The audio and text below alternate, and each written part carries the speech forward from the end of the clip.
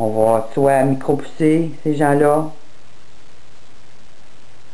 on va soit les torturer pour leur faire renoncer à leur foi,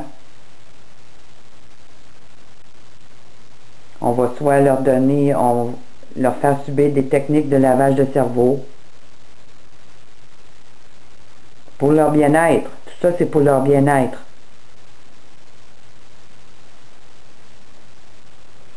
Au nom d'une obligation morale mondiale. Mais cette obligation morale mondiale, elle est sous le contrôle du dieu Zeus, du dieu Lucifer.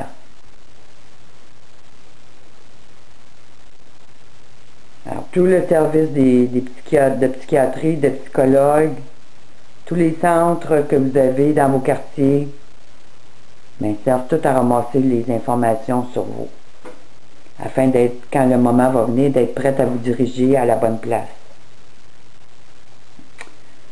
À travers d'autres recherches scientifiques, il a été maintes fois prouvé que personne ne peut être tenu responsable pour une personnalité qu'il n'a pas choisie. Et qui va décider si vous êtes responsable ou pas? Mais c'est eux. Il n'y a donc aucune raison pour que ces personnes infortunées ne soient pas forcées par tous les moyens possibles d'acquérir une nouvelle personnalité si leur ancienne est antisociale. Considérant maintenant ces fondations de base de notre nouvel ordre mondial, c'est donc une obligation morale pour nous de considérer ceux tenant fermement à leurs anciennes croyances religieuses du passé comme étant rebelles à notre nouvel ordre. De même qu'ils représentent un danger pour la paix et la sécurité de ce dernier.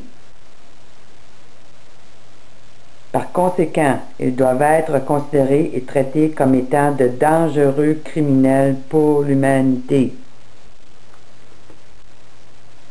En foi de quoi? Un faux chrétien sera celui, comme cela fut le cas pour les premiers chrétiens sous l'Empire romain, qui tiendra fermement à ses croyances religieuses non reconnues par les autorités. En tant que tels, ils seront perçus comme étant une menace pour la majorité qui les identifiera avec l'univers chaotique du passé. Et parce qu'ils seront considérés comme porteurs de l'intérieur d'eux-mêmes, de germes de violence reliés aux vieilles croyances religieuses du passé, la nouvelle Église exigera donc des nouvelles autorités gouvernementales que ces personnes soient privées de leurs droits et de leur liberté. Voici donc le mensonge des mensonges. Voici l'abomination des abominations.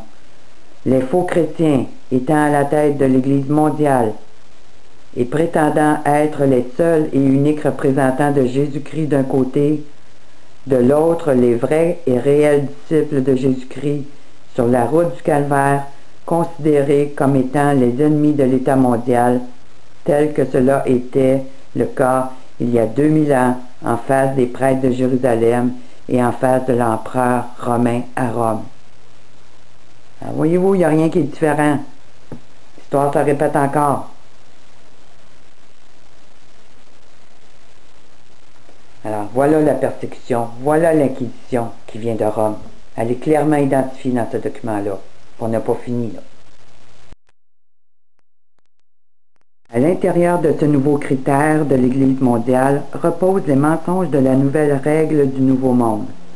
Par conséquent, il devient possible d'arrêter, de disposer des biens et d'enlever les enfants à tous les chrétiens qui sont suspectés de rejeter le critère de la nouvelle Église.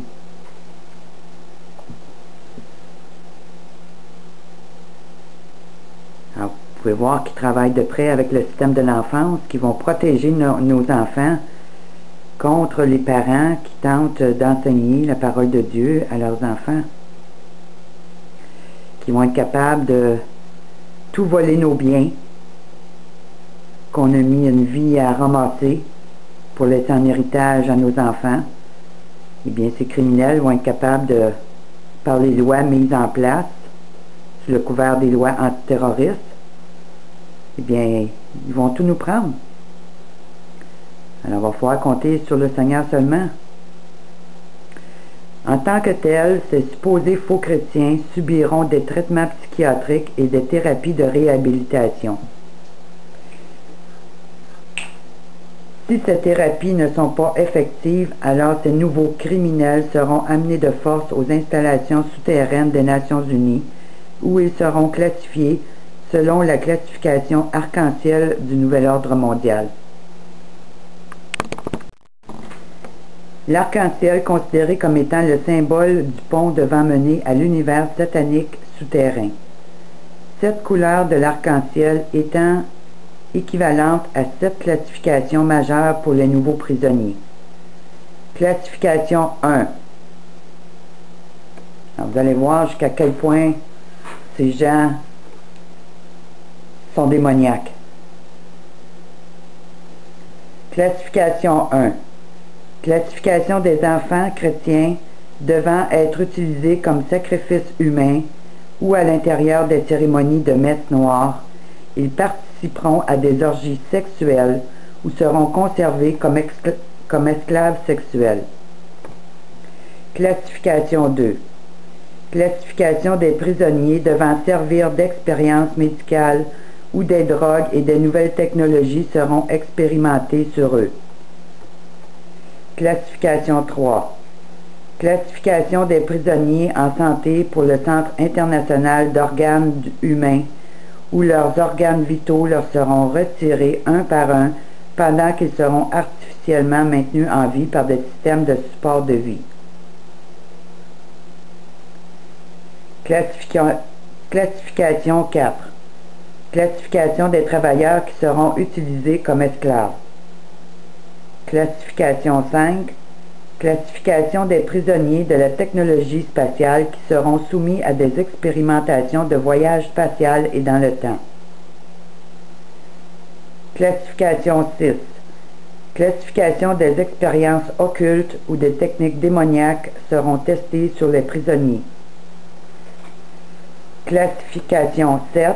Le Centre international des exécutions où toutes sortes d'expériences sur la résistance humaine seront testées sur les prisonniers.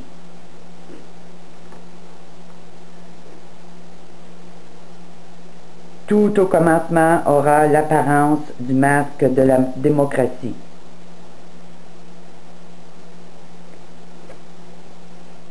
Alors voyez-vous le plan qui se cache derrière cette mondialisation, ce nouvel ordre mondial?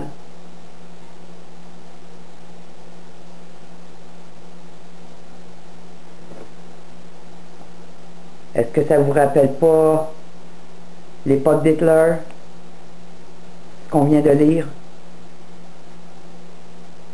En anglais, on n'a pas ces informations-là. Je vais essayer de le faire traduire, parce qu'en anglais, on nous parle des listes rouges, des listes bleues, puis il y a une autre couleur aussi, où ceux qui sont sur la liste rouge vont être automatiquement exterminés. La liste bleue vont être amenés dans les camps de concentration, micro-pucés, ils vont servir d'esclaves.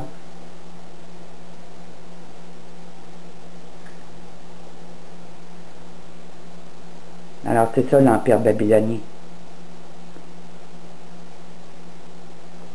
Ces gens ne servent que Lucifer. Et tous ceux qui ne voudront pas se soumettre à ce Dieu de ténèbres, de destruction, eh bien, ils vont passer un mauvais quart d'heure.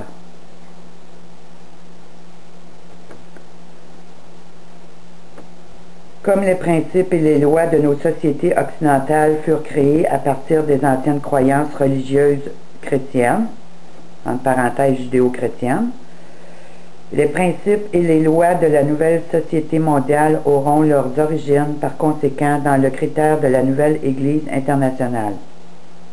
Comme cela fut écrit, le gouvernement du nouvel ordre mondial tiendra ses pouvoirs moraux de l'intérieur même de la nouvelle Église internationale.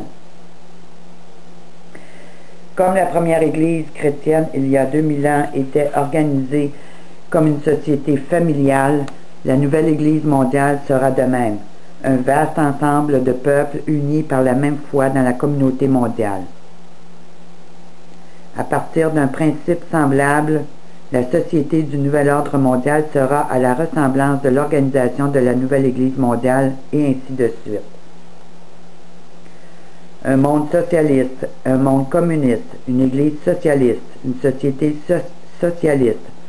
À la fin, tout reviendra au même à partir du moment que leurs structures politiques et sociales trouveront leurs origines dans la croyance d'un univers socialiste où l'homme sera au centre de l'univers, l'origine et la réponse de toute chose.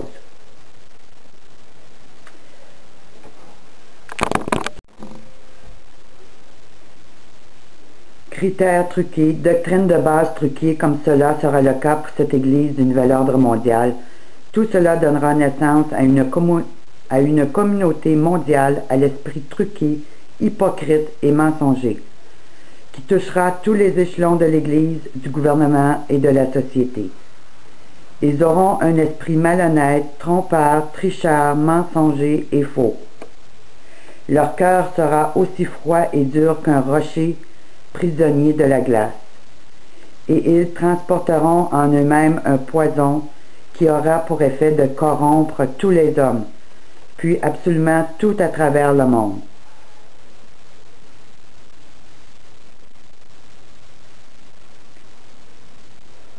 Un petit peu plus loin, on peut lire « Plusieurs personnes m'ont demandé, mais quand au juste se produiront toutes ces choses, ces terribles choses? Quand arrivera notre jour de délivrance? » Cette réponse, comme plusieurs autres, repose en partie dans les lignes d'un ancien document perdu pendant des siècles et miraculeusement retrouvé. Ce document du passé a été écrit dans les années 1600 et est connu comme étant le parchemin d'Olshauser, un vieux moine solitaire mort inconnu en 1658. Cet homme de Dieu n'était même pas conscient du contenu important de ses écrits qui ouvraient une porte sur la compréhension de notre fin du XXe siècle. Je publie ici pour la première fois la partie concernant notre temps actuel. Ainsi, il sera donc possible pour plusieurs de voir avec exactitude si oui ou non ce qu'ils voient et entendent correspond au temps dans lequel ils vivent. Voici ce qu'il y est dit. Ce sera un âge d'affliction, de désolation, d'humiliation pour l'Église. Dans ce terrible temps, les royaumes combattront contre les royaumes, et tous les États seront désolés par la dissertion intestine. Les principautés et les monarchies seront bouleversées. Il y aura un appauvrissement presque général et une très grande désolation dans le monde. Une très grande partie de l'Église latine abandonnera la vraie foi et tombera dans les hérésies, ne laissant en Europe qu'un petit nombre de bons catholiques. Ils abondent les hommes charnels qui, ayant abusé de la liberté de conscience, rampent après les objets de leur concupiscence.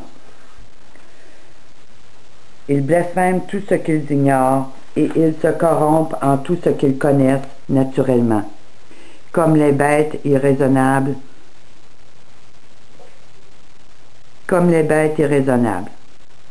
On se relâche sur les préceptes divins et humains, et la discipline est énervée. Les 5 canons sont comptés pour rien, et les lois de l'Église ne sont pas mieux observées par le clergé que les lois civiles parmi le peuple. Chacun est entraîné à croire et à faire ce qu'il veut, selon l'instinct de la chair. Tu as le nom de vivant, mais tu es mort. On ne trouve ordinairement ni justice, ni équité dans les tribunaux, mais bien l'acceptation des personnes et des présents, ce qui fait que les procès sont interminables. L'humilité est presque inconnue dans ce siècle. On tourne en ridicule la simplicité chrétienne, qu'on traite de folie et de bêtise, tandis que l'on regarde comme sagesse. 3 petits points. Le talent d'obscurcir par des questions insensées et par des questions compliquées tous les axiomes de droit, les préceptes de morale, les 5 canons et les dogmes de la religion.